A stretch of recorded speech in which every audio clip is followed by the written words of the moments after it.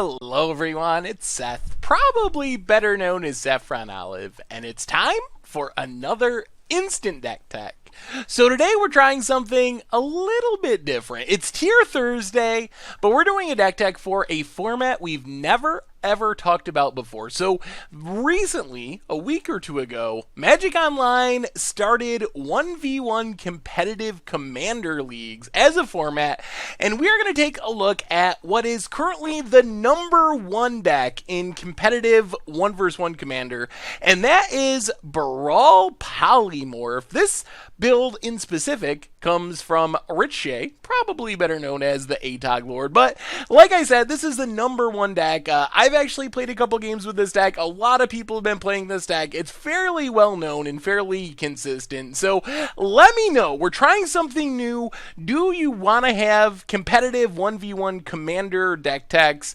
Not all the time, but in the rotation, every once in a while. Are you interested in this or not? Let me know. Just trying one out to see how it goes. So make sure to leave feedback in the comments as to whether or not this is something you would want to see again on a infrequent basis, but regularly. Anyway, a quick reminder before we break down Baral Polymorph. If you enjoy this deck and you want to see it made into videos, take a minute, click the like button, the subscribe button, leave a comment, anything you can do to support your deck, because whichever deck is most popular gets a shot at being made into videos next week. So one last thing before we talk about the deck.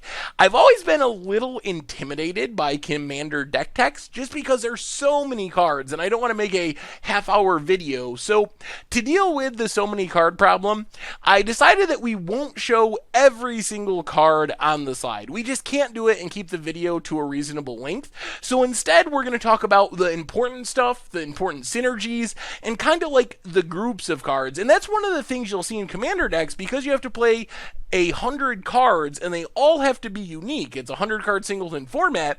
You'll see a lot of second and third and fourth and fifth best options, where in constructed you just play 4 counter spells. In a 100 card singleton format, you got to play 1 counter spell, 1 essence scatter, 1 false summoning, and so forth. So instead of talking about every single card, especially with how repetitive some of them are, we're going to focus on what the deck's trying to do, the key cards in the deck, and then the major groups of cards or themes in the deck, without going over every single card individually. So the commander and most important card in this deck, Baral Chief of Compliance.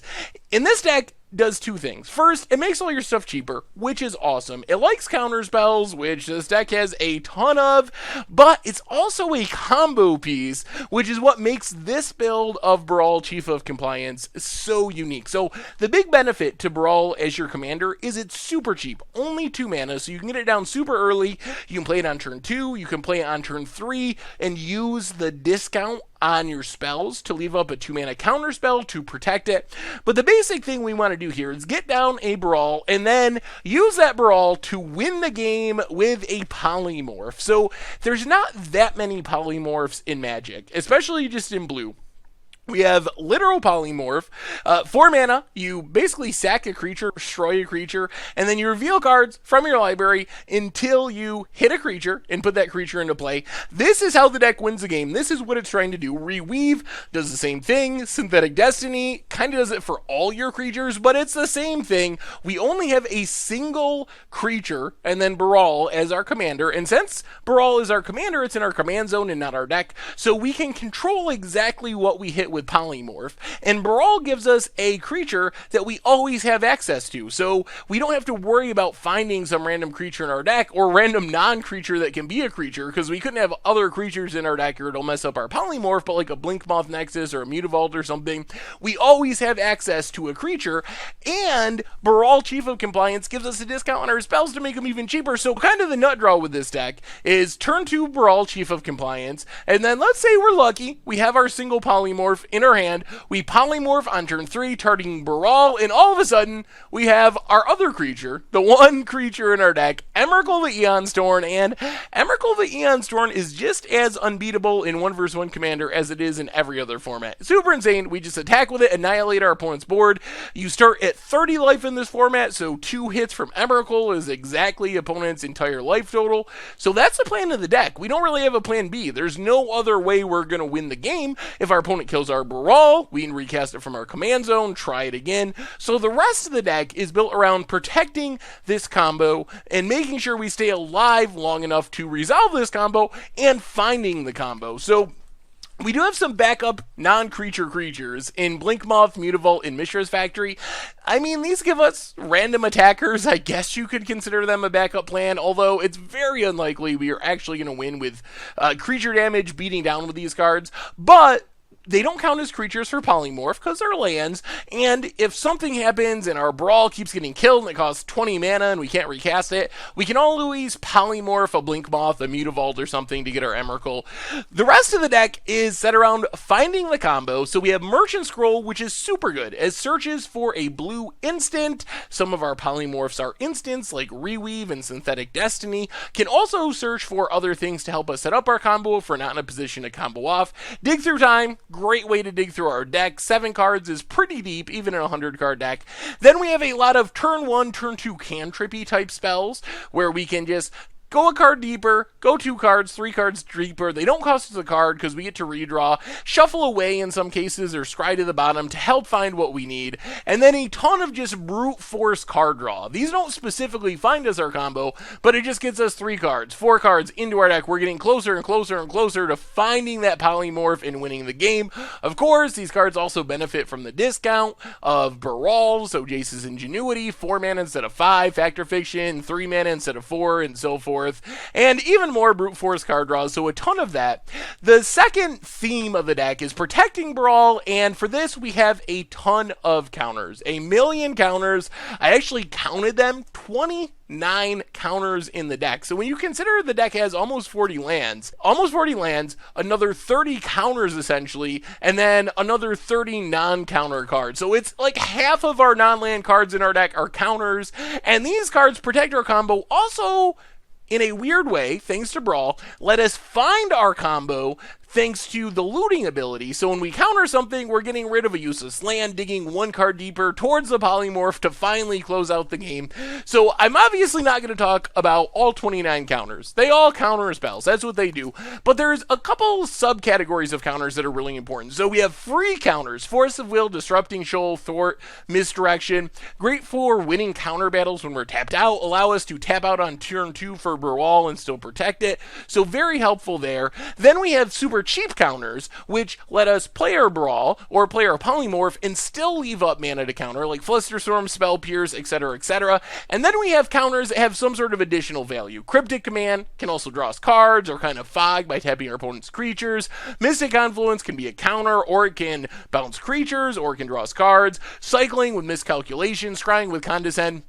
We do have the plain old boring Essence Scatters and False Summonings and Negates and counters like that, but a lot of our counters are either free, super cheap, or have some additional upside, and that's why we go with those counters over other ones.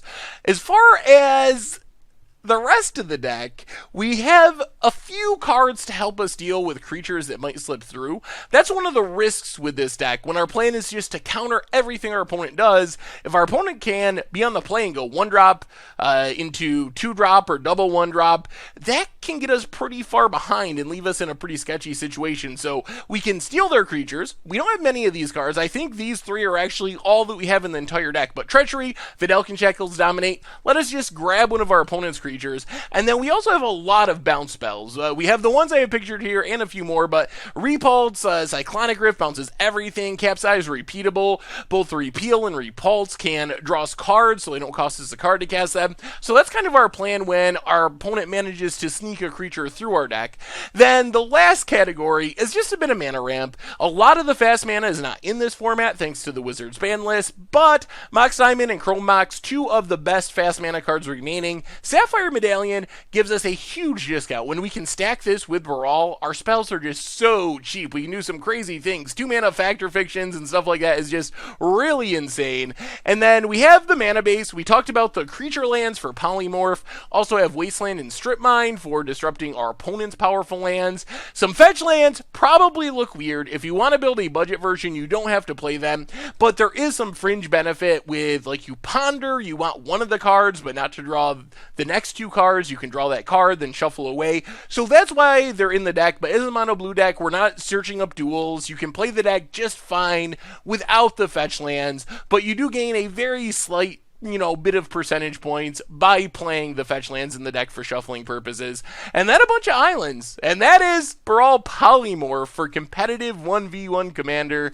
And that's our instant deck tech for today. So as I said before, let me know if you're interested in this. Do you care about this format? Do you want more of these? It wouldn't be an every week thing, but once in a while, here and there, is this something you want in the rotation or no? I wanted to try it out because I think the format's interesting and it's something different. So let me know your thoughts in the comments. Thank you very much for watching. I hope you enjoyed the video, and I will talk to you soon. Thanks for watching the video. If you enjoyed it, help us out by clicking that like button down below.